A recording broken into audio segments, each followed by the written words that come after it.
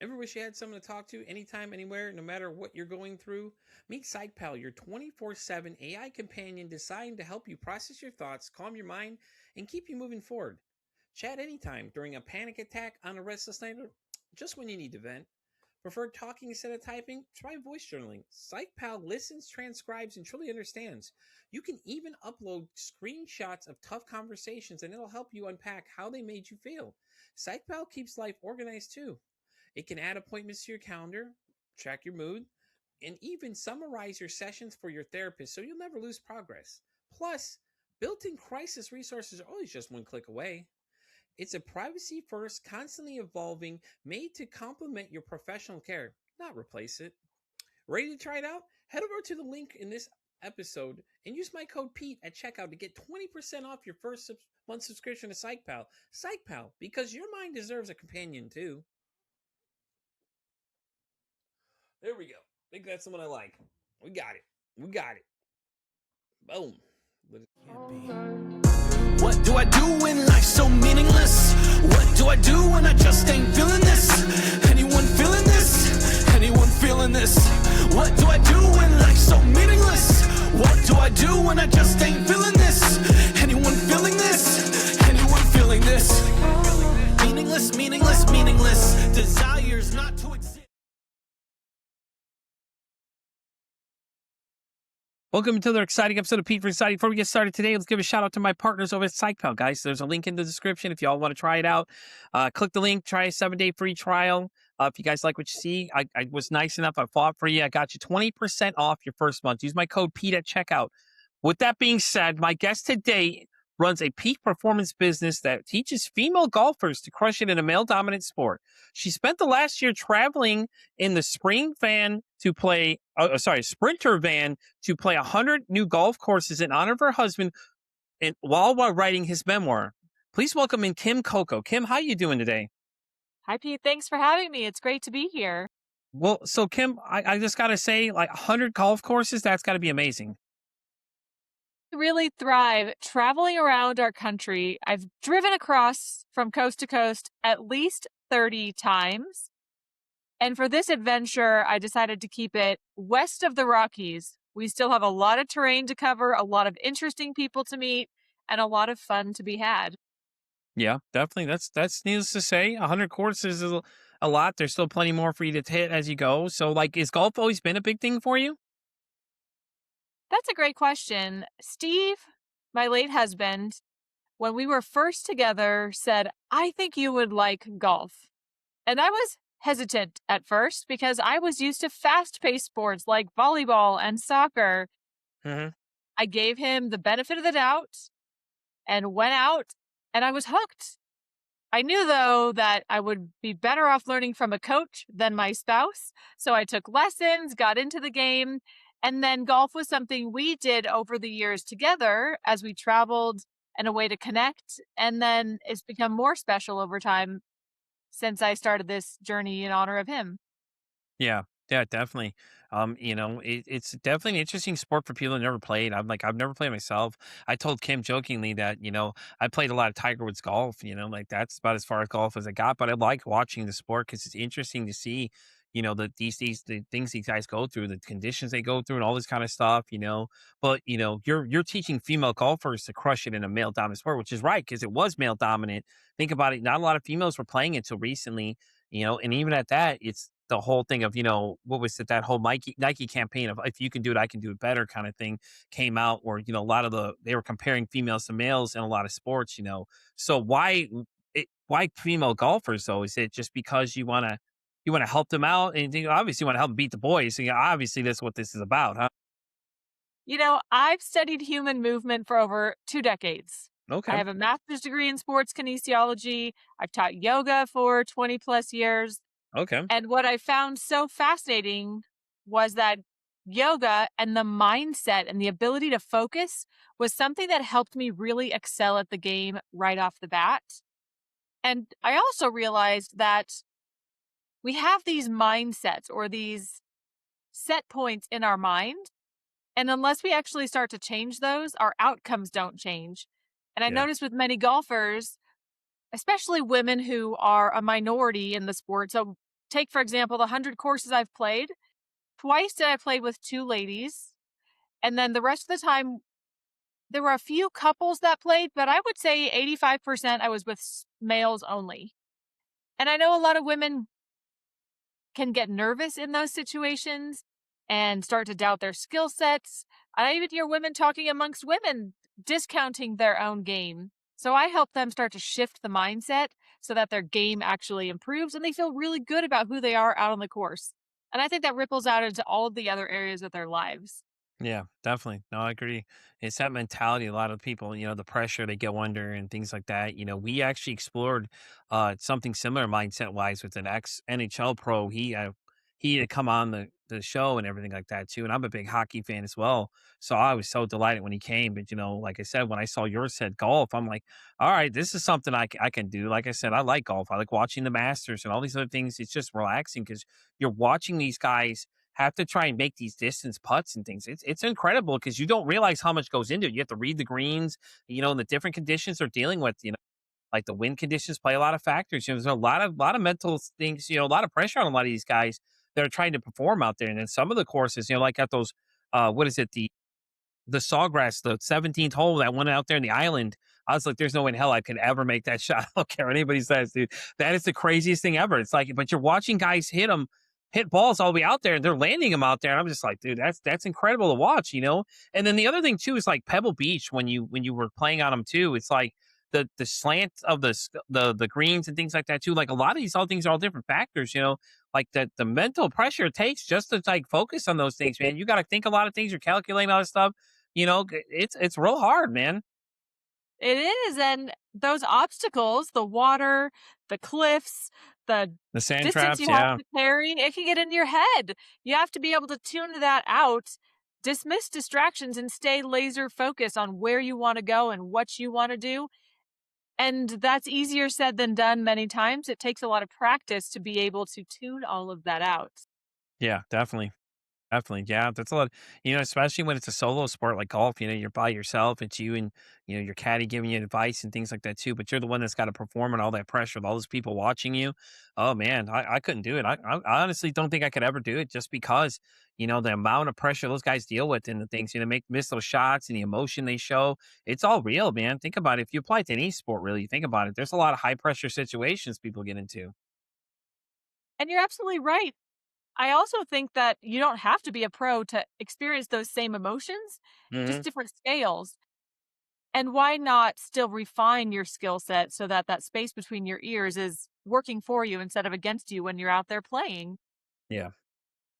No, I agree 100%. I think that the athlete and in general, just their mindsets alone are very interesting to see. I watch a lot of videos, like you see what their thought process was. Like when people played against Michael Jordan, like those are the ones a lot of times are showing up now. I was a big basketball fan in the 90s. Like you hear stories about the things that this guy would do. Like he'd come in with that laser focused mindset, like he's ready to go to war with you and things like that too. And it's always interesting to see any sport really, think about it. Just put anybody in one of those situations you're in. It's that mindset, and where this is where you come in is that you're helping these girls get into a dominated sport like golf, like mostly males were doing for a long time. Even think about it, even NASCAR now has female racers and things like that too. Like Danica Patrick made that big step over there for everybody else. She made a big step for females in general because that you didn't really see that much. It was mostly males that were racers. You didn't really see a lot of females coming up the ranks and things like that too. What I also like about what you're saying, whether it's NASCAR or hockey or basketball or golf, you're utilizing this physical apparatus. We have this beautiful body that we get to fine tune and increasing the communication between the thoughts that we have and the cellular structure and the memory that's already there.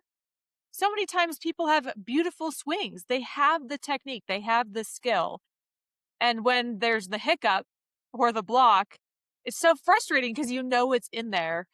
And it's really fun to start to shake off that dust and get you back to a place where that communication line is open. And you can have a lot more fun when you play. Even when you have an off day, you can learn from it. That helps too. Yeah, too. Yeah, definitely. So what is the athlete's state of mind like these days? Like with the high pressure situations, amateur all the way down to pros. These guys go through constant pressure of things they're going through. So like take us through like what it's like. What kind of work do you guys do in your area? Let's take, for example, the mind. If it Hmm. wanders 50% of the time, that's a natural thing.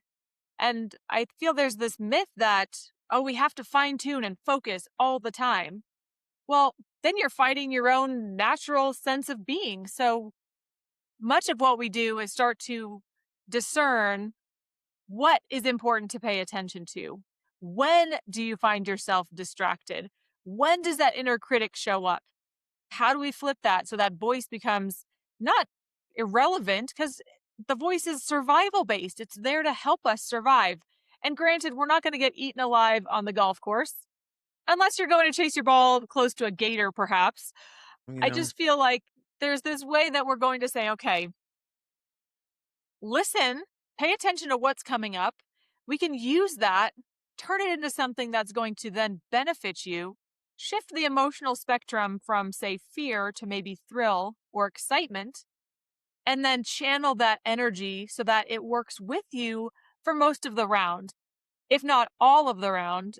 And I'm going to say specifically to females, many times the endurance isn't there for all 18. Yeah. So we really want to fine tune not just the body to get you to the end in a really strong way, but the mind and your energy management so that you do conserve when you need to, maximize when you've got that push working for you, and then really be able to celebrate putting all those pieces together for great rounds.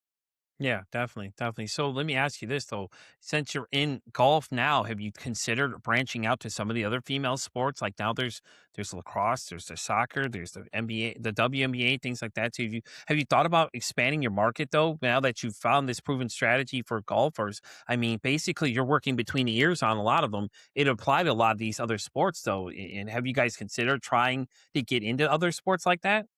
You're right, Pete. This does translate to all of these different sports. Since I'm just getting back into this life Hmm. in the business world, I had to put everything on hold when Steve was sick and I became a full time carer for him. And I'm learning that just like in golf, you don't have to rush to the 18th. Take my time, put it together piece by piece. Golf has been a really great framework to help me do that. Yeah. And I think you're right. I see potential down the road where this could accelerate in other Oh yeah, for areas. sure. Yeah, definitely though, because think about it, like we were talking about, it applies to all sports for them though. A lot of them are male dominated from the beginning, but that doesn't mean they still don't have a fighting chance. Like think about a lot of these other things they're doing. It'll apply to anything because you're really looking at the mind aspect of it all, because your background in yoga, you can help them with a lot of these things. You help them focus better and things like that, and just apply it to whatever situation they're in though. So let's go back to when your husband passed. Your state of mind, you, it's hard. Grief is a hard thing. Like, let's be honest here. There's no timeline on it. You know what I'm saying? It had to be hard. He's gone now.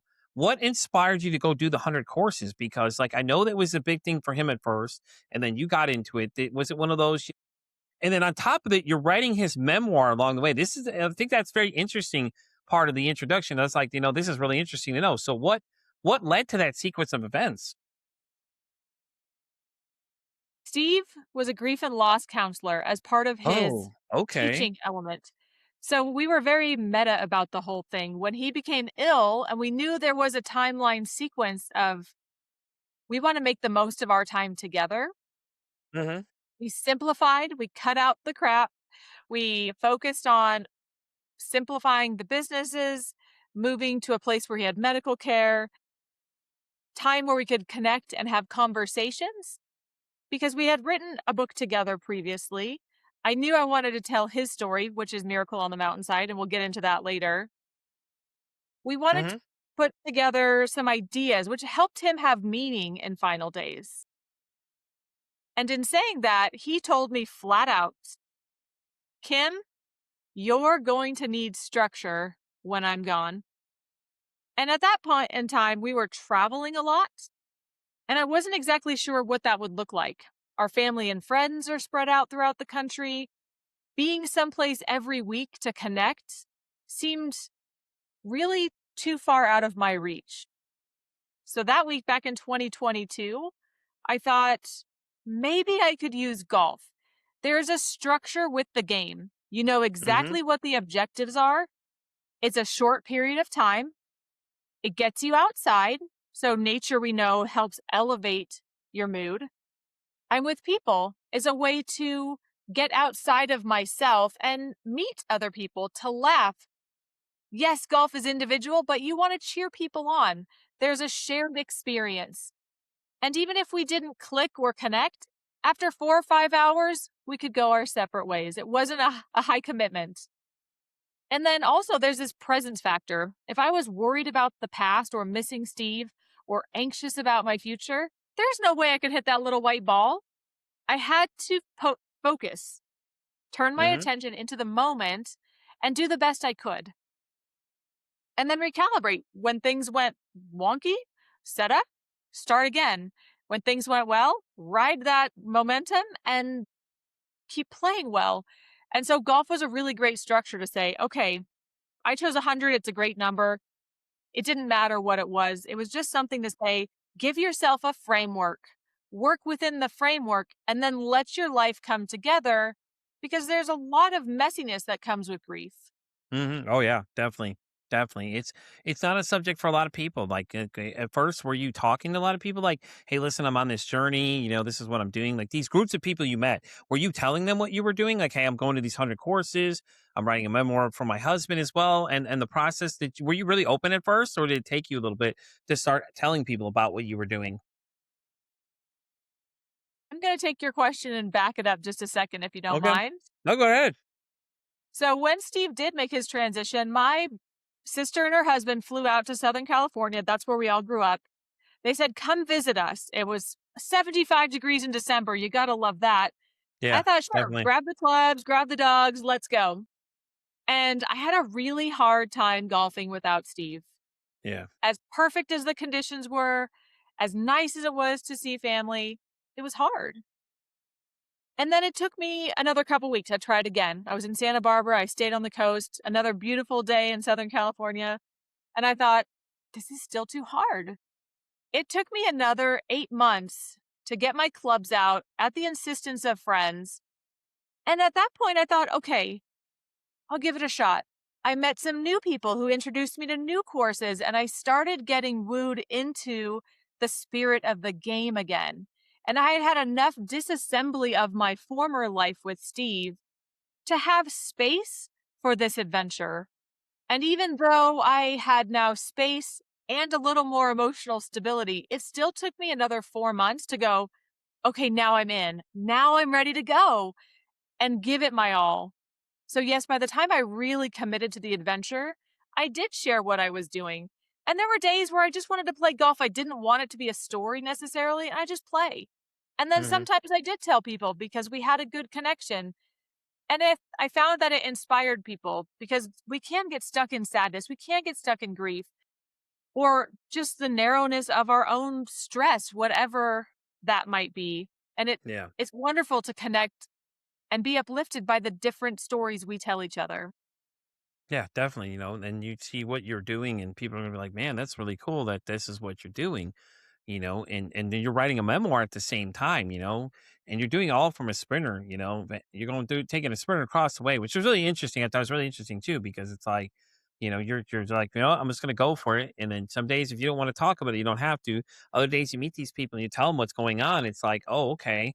And people realize that, it just shows that, grief works in different ways for other people, like even though you're dealing with this situation, you're doing it in honor of him at the same time. So he's there with you technically, spiritually, which comes from the yoga side because it's a very spiritual practice, and things like that too as well. So I mean that's just it's a really cool. I thought it was a really cool concept, honestly. I think it's cool. But was the memoir always the idea at first, or was it just getting back out there and trying to get that structure that Steve told you needed in the beginning? I definitely wanted the structure, Hmm. and I started writing the book about the same time I was getting back into golf. There was this momentum I was able to carry with me where I would take time and sit in the van by Lake Tahoe. Yeah. We had a nice Indian summer. It was just really warm through September, October. And I could write, I could walk the dogs, I could paddle, I could come back and write, I could meet a friend to go golfing. And it started to weave together really beautifully. So that by spring of 2025, when I really got into golf, I had a solid chunk of the book done.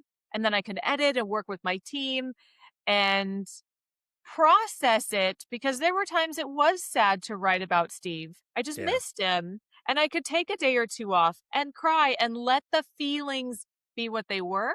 Yeah.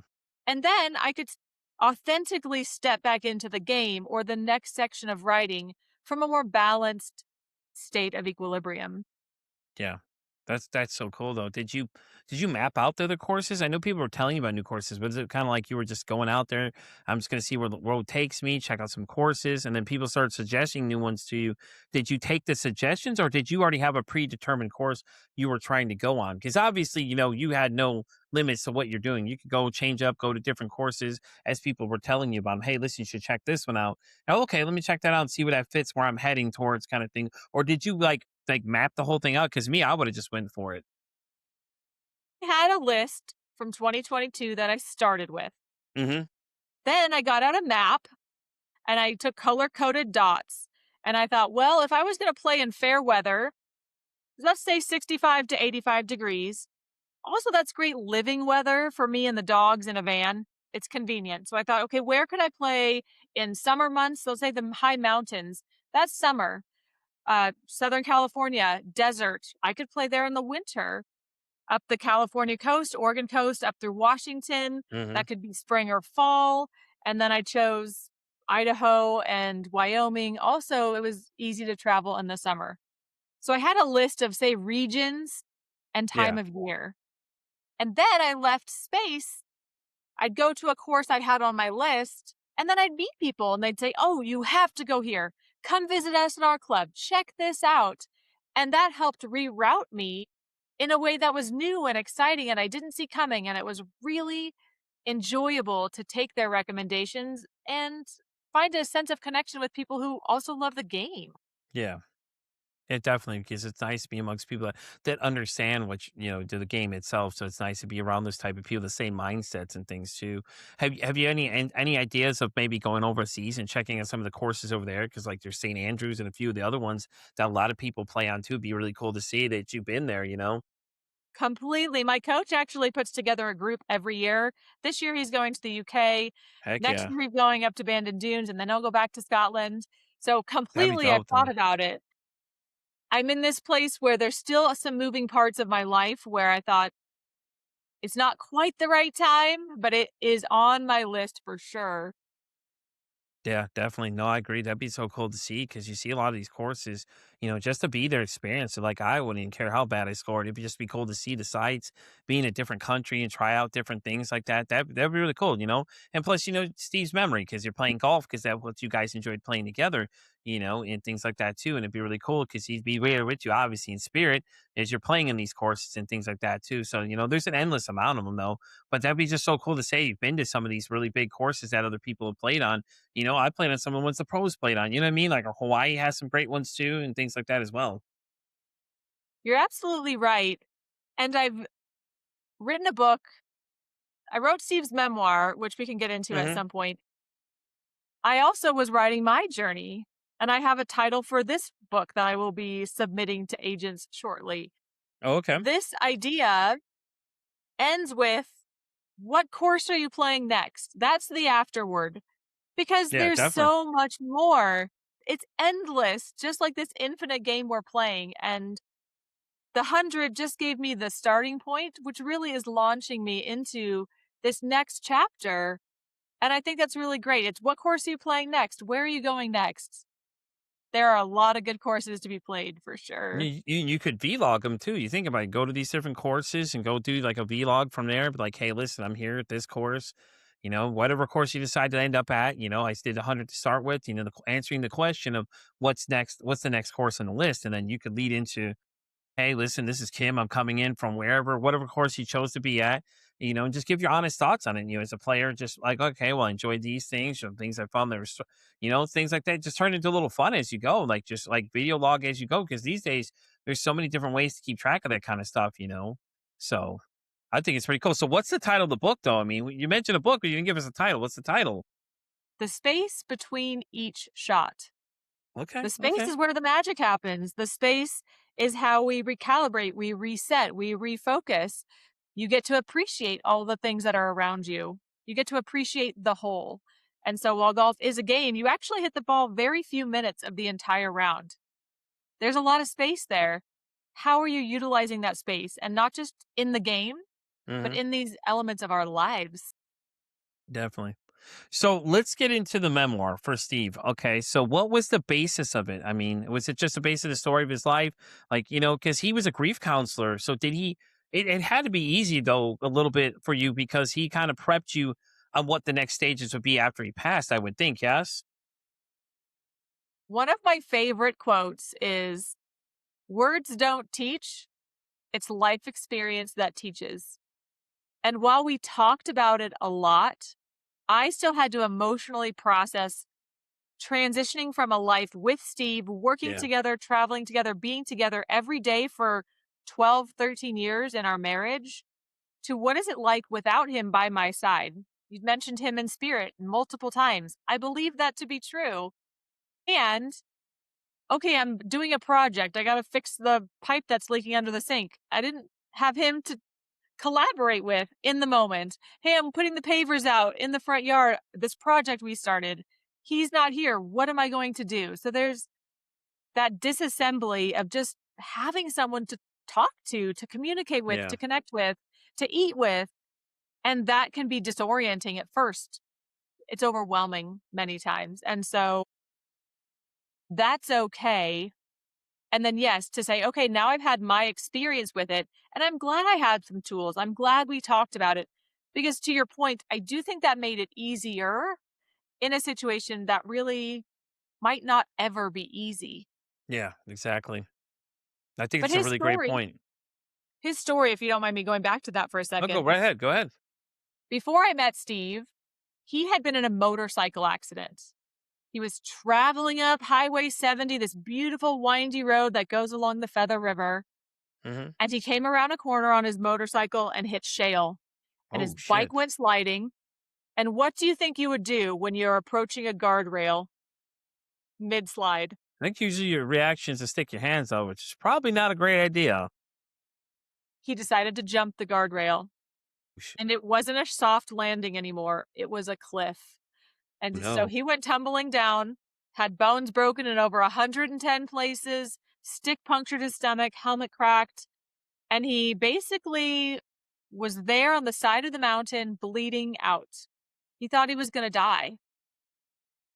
And he not only had a near death experience, but he had a miracle rescue. There was a fire truck coming up the same canyon.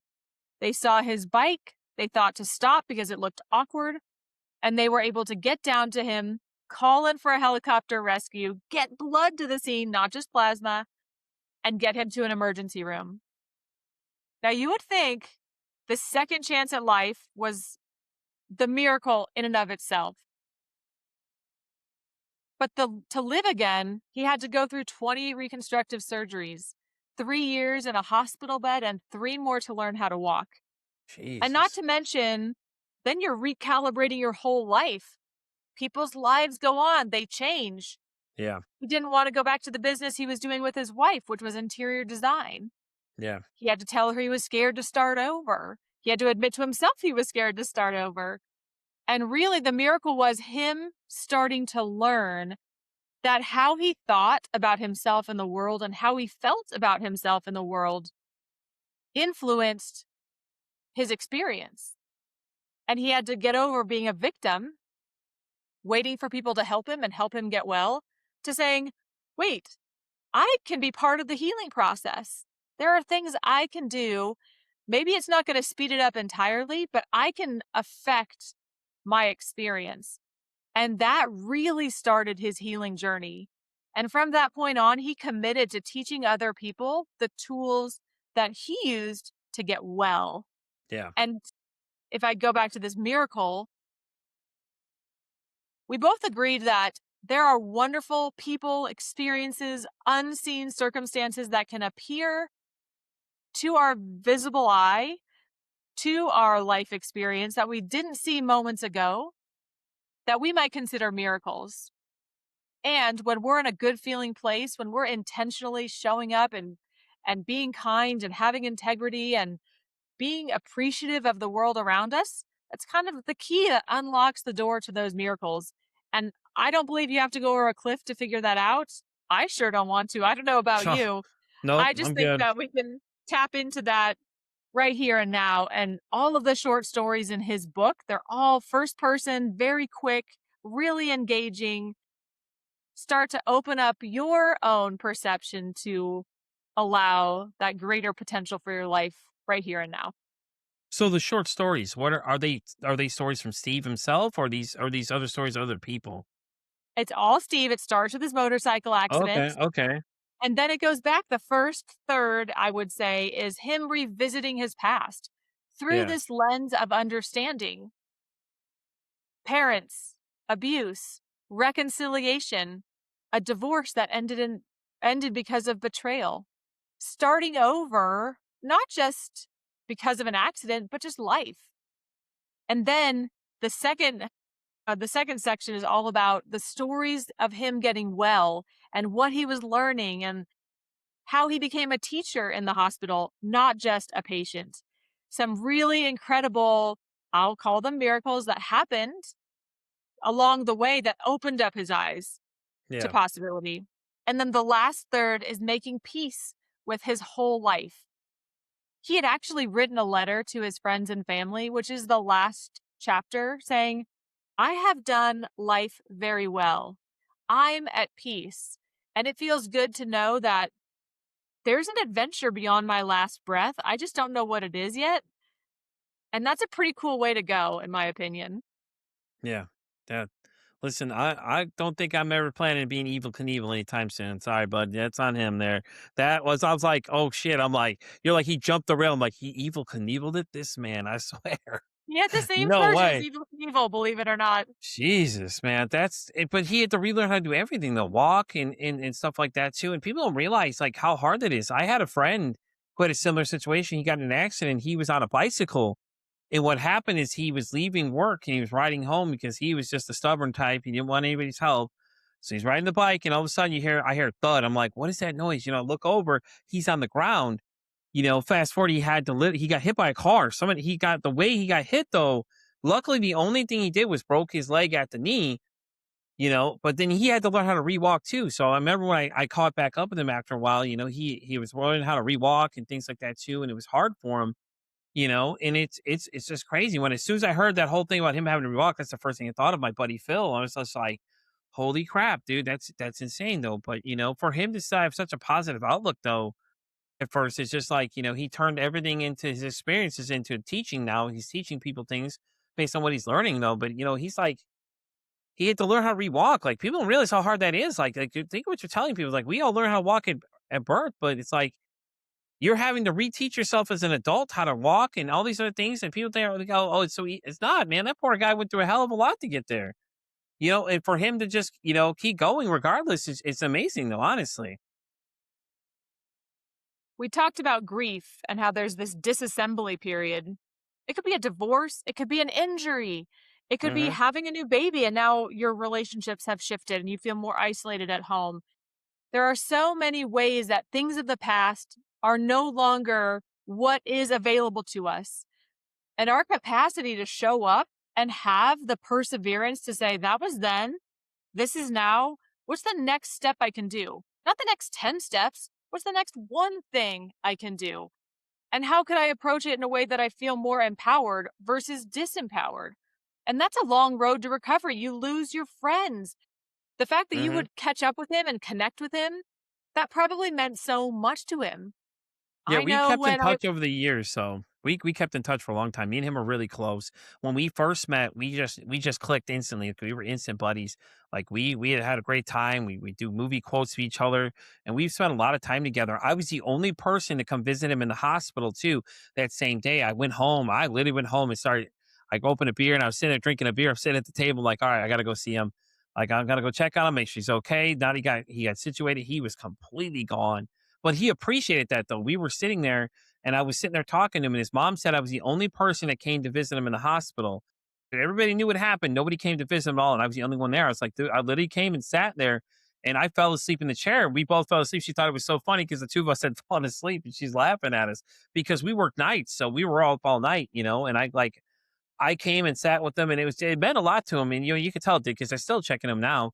Me and him are checking each other all the time and things like that. And it was great because it was the start of a friendship. We went from two people that really hardly knew each other to just we really became close, almost like brothers, basically, but not by blood. And it was interesting because after that moment, we were really close from ever since then. We kept in touch all the time, things like that. He knew the kids, he knew the girls when they were younger. When I had my daughters and things like that, he was there.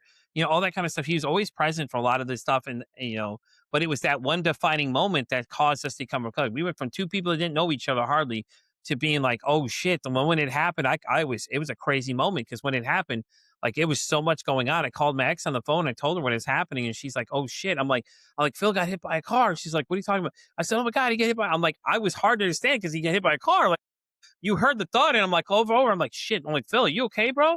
I said, Phil, and I remember the moment I'm running over there screaming for him, and as I'm calling 911, I'm on the phone panicking, like like the rush of emotions. Like I don't know this person individually at all at this point. We're just two guys that work together, employee and manager at the time. So but then it went to we came stronger than blood because we just like I said we hit it off and I was the only person there for him, but that was just who I was. So it's like this guy didn't have anybody else. I knew he had a rough past and things that he didn't have a great relationship with his mom and everything else. So he was pretty much doing it on his own, and he was going to school, welding, working all night with me. And there's some nights, like I had to pick up his slack for him, but we understood that though. We worked together as a team. But after that, we became even closer because, like I said, we were pretty much hand in hand all the time. The two of us are always together doing something. We're always making jokes back and forth and things like that as well. And it was interesting when it all went down. Like I said, like I could remember to this day, it was horrible because you heard that sound never leaves your mind. You just boom, you just heard a thud, and then you're like, oh shit. I'm like, what was that noise? Like you're like, what the hell was that? And this guy was screaming, oh, I hit him. Oh, I hit him. I'm like, the fuck? Like it didn't register in my brain what's going on. I was like, oh shit. I was like, Phil, you good? I got out of the car, ran out to the middle of the street with them because we're on this busy intersection where this is happening. And luckily at the time, there weren't a lot of cars out there. But it was just craziest thing ever. He's like, oh, God, I hit him. Oh, God, I hit him. I'm like, you hit him? How did you miss him? Like, like when you replay the moments in your head, you're like, how did you miss him? Like, you can't miss the guy in a red T-shirt, whatever. The guy just came around these little intersection things, swung around. Luckily, where he hit the center and it launched him about 10 feet. But when he landed, luckily, that's all that happened. It could have been a lot worse, like internal bleeding and things. Luckily, none of that all happened to him, though. But, it was one of those moments where just shit just went down the fan quick. You're like, oh, crap. What is going on here? And it was horrible, man. Like that poor guy was just like there. And then to find out that nobody else came to visit him, I'm like, really? Like damn, this guy just got hit by a car. At least you come by and see how he's doing or call and ask how he's doing. No one did any of those things. I was like, what? Like, it's just like, to me, it was so like weird because it's like, okay, one of your employees gets hit, you might want to check in on him, show some kind of human compassion. You may not know the guy completely, but obviously call and ask and see how he's doing at least. And the way that you say that, it's so interesting. We have the way we are interacting with each other. Some we're close to, some we're not. People have their lives. And there is a story in here where it starts out talking about, flowers. People came to visit the first month. And then that trickled to a very slow flow to nobody visiting at all. And it didn't, within months, having that happen. And this is years to get well. And the amount of forgiveness that goes into saying, I trust that you're doing the best you can. You're doing the best you can to keep your life together. And it gave Steve such a deep appreciation to show up for people in the way you did for your friend. Many people don't have the bandwidth or they don't have the awareness that maybe I could show up in a way. It doesn't have to be a lot. I have friends that still message me and say, hey, we're going to do this. Are you in? And I requested, hey, keep inviting me because there's going to be a time I'm going to be able to do it. Showing up for a friend. There'll be a time when their life will return to a new normal and they appreciate having people there. So it's nice to know you're thought of and included, even if you can't get out and join right away, whether it's grief or an injury or a different time constraint. But being there and opening yourself up with the thought text, with the invitation by showing up and sitting at the hospital without even having to say anything. Sometimes just having somebody next to you means a lot. And that's one of the best gifts Steve took out of that experience, passed on to me, and I believe you passed on to your friend as well. Yeah, it was interesting though because like you said, you didn't have to say anything. Like we were there hanging out and the two of us were there and his mom was so moved by the fact that did that. She was like, "Wow." She's like, "You're the only person to show up." And she's like, "That's really nice of you. I'm very appreciative that you came to see him in the hospital because I was the only one. Like I said, I literally was sitting at the house and I told my ex, I was like, you know what? I gotta go see him. I'm like, she's like, "Are you sure you're gonna be okay?" I'm like, I might as well now because I'm still in the shock factor right now. You might as well go see how he's doing, check in on him because I went to check and see what hospital he was at, make sure he's in. Okay, was he comfortable and everything else? I'm gonna come see him. But, went and go visit him and things like that too. And like I said, we kept in touch for a while. He came and stayed with me for a little bit at one point, and things like that. We still keep in touch randomly now. We'll get messages from each other. There's friends from high school that I'm terrible keeping up with people. I have so many things going on. A friend of mine texted me the other day. He's in Florida. He's a big wrestling fan. He got to meet one of his wrestling idols. He's like, "Yeah, guess what I got to do?" He's like, "Are you awake?" I'm like, "Yeah, I'm always awake, man. What's up? Talk to me." He's like, "Oh man, I just got to meet Triple H, which is one of it. Like when we were kids, man, he was a big wrestling guy. So to see this guy in television, to see him in person, I was like, this dude here was just losing his mind. I could bet he was going crazy because he was such a big fan, and it's so cool to see. You see these people on TV and then you see them in person, and it's just such a like larger than life moment, and things like that too. And you get to experience those kind of things. It's really cool. We and him don't really talk much. He just reached out to me and was letting me know. I was like, oh, this is pretty cool, and the same thing with my kids. Like me and my daughters, they didn't have a great relationship for a while.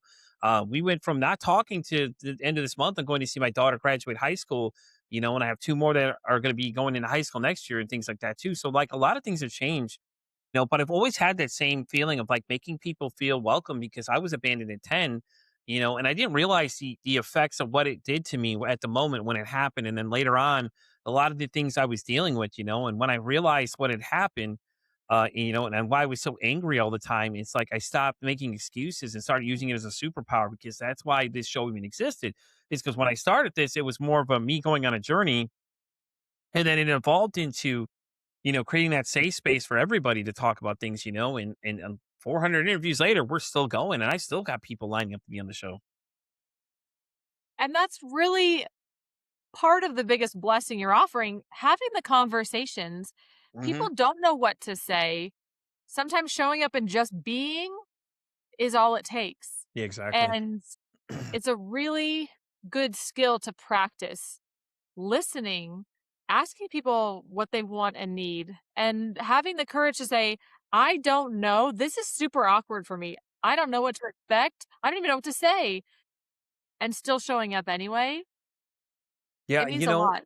and especially when you lost Steve, it's like people are gonna probably ask you 10,000 questions. Like, oh, listen, I don't know. Like, just like you keep asking me questions. I don't know. Or was it Jim Ross? One of my favorite quotes he said he lost his wife and somebody started telling him about his problem. He's like, you know what? I don't care about your fucking problems. I only worried about myself because I just lost my wife, you know? And then you're here telling me about your problems. I don't care. As rude as that sounded to everybody else, I'm like, I get it. It makes sense. He don't want to hear about your problems. He has lost his wife. There are degrees of what we're going through. And there are the moments where you can sit there and you can kibitz about uh, something so meaningless in the moment. I say meaningless. It's not meaningless to them. It's important to them. That's why they're telling you. I had a similar experience where my neighbors show up. They're like, we haven't seen you in a while. Steve made his transition. I'm here cleaning things up and figuring life out. Well, do you mind if... And I had to go, that's important to them. It's Yeah. totally not important to me right now. And you're right. It can be upsetting. It got me angry at first. And I had to go, step back, look at this through the bigger picture. Yeah. They're not bad people. Most people want the best for you and themselves. And that's actually what was one of the beautiful things about the golf adventure and getting out and being with people. You recognize there are so many generous and kind and thoughtful people out there. When you have that immediate stress of losing a spouse or having something traumatic happen, it's easy to let fear take over, to want to shut down and shrink. As shrinking, if you're not watching and just listening, you like visibly want to shrink down. And yet, if you can in time give yourself permission to try again, to get out there and meet new people. It's really wonderful to see how the kindness of others can support you, how we are really great for each other in this social network. And there are people that will let you be in the messy states without trying to have to fix it. They can give you permission to say, I don't know. And what a great gift that we don't always know. I still don't know. And that's okay. Yeah, exactly. It's okay not to know these things, and everybody wants you to have the answers, and everybody wants to be the hero. What I told somebody else one time, I said, "Sorry, Superman couldn't save the day for you," or something. I said to somebody, and they looked at me kind of weird. I'm like, it's the truth, though. Think about it. Like everybody always wants to rush to solve your problems. I'm like, I can't solve your problem. I don't know what to tell you. Yeah, it's good. And I'm choking over. Sorry, but I think it's good to acknowledge that we don't always know. I think that's really a exactly. healthy thing. And it's also great to have resources you can go to say, hey, what do you think about this? I'm happy to ask you if you're not offended if I don't take your advice. I do that often. And then also to take the quiet time to find out how to balance your emotions because we do have settings that oftentimes, like you said, from your past, get you angry, push a Hmm. button, trigger you emotionally. And the more you can go, oh, that's an old setting. What's the next setting? What do I really want to have happen? How do I integrate my mind and body on the same page? And then the way you show up for yourself and others is different. It's no longer triggered by the past. Well, Kim, we're at that part of the episode. I know you've seen one of these before, and when you reached out to me, you've told me you watched one of these. I don't know if I was doing this at this time, but we're going to ask you two questions. You may already know what these are. So the first one for you is: if your mental health had a song, what would you say that song would be? This is always a fun question because people feel like they have to have the right answer to them. Like there's really no right answer. It's whatever you feel in the moment. Honestly, the Gayatri mantra comes to mind.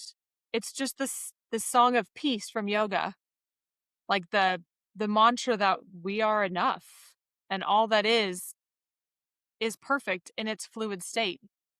Yeah, yeah, I love it though. I think it's really great because, like I said, a lot of people overthink that question. They're like, hmm. A lot of people laugh when they hear the question too. They're like, really? I'm like, yeah, this is a really interesting question. So, Kim, we're going to ask you the all important question. If you could break the stigma about mental health, now, what I'm asking you is something that you hear people just talk about that you want people to stop believing. You can use grief as the situation too, because we know that that's a very tough topic for people. What would you say that one thing would be? If I hear you correctly, what is the myth or the Hmm? about mental health? Yeah. What's the myth or the stigma you want to break about mental health? You could use grief in place of mental health if you want, since this is a situation you've been through. Like, you hear people say all the time, or something that you're just like, yeah, well, that's not really the case. I'm going to parallel this to golf to tie it all together. I saw some friends the other day and I said, oh, yeah, we're getting back into the season. I just had a lesson with my coach. I'm very excited to get started. And they said, what? You don't need a coach. You're already good. And I think that's a similar stigma with grief or mental health. I can do it on my own.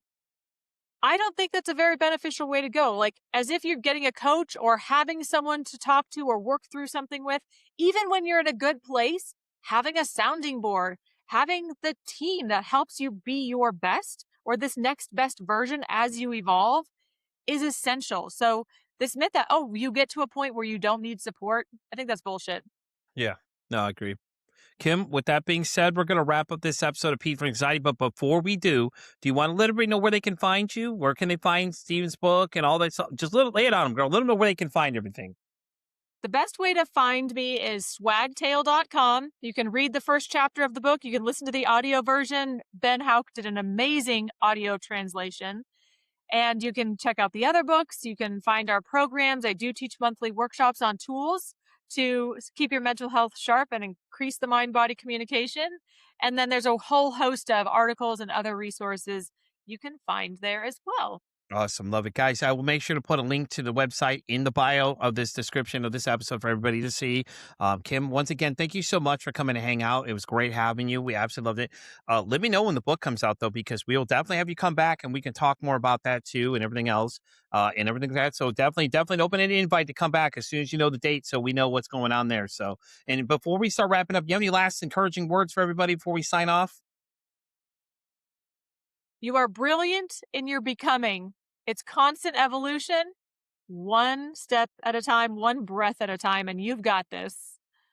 I love it. Guys, with that being said, we're going to wrap up this episode of Pete vs. Anxiety. You guys know where to find me on Pete vs. Anxiety and X, all the way down to TikTok. I'm on Spotify, all the way down to Pandora Radio. And as I always say, it costs nothing absolutely to be kind to somebody. One kind act you could do could save someone's life, or hell, you can make their day. I'm Pete vs. Anxiety signing off saying, don't ask how your day is today. Say, hey, how's your mental health?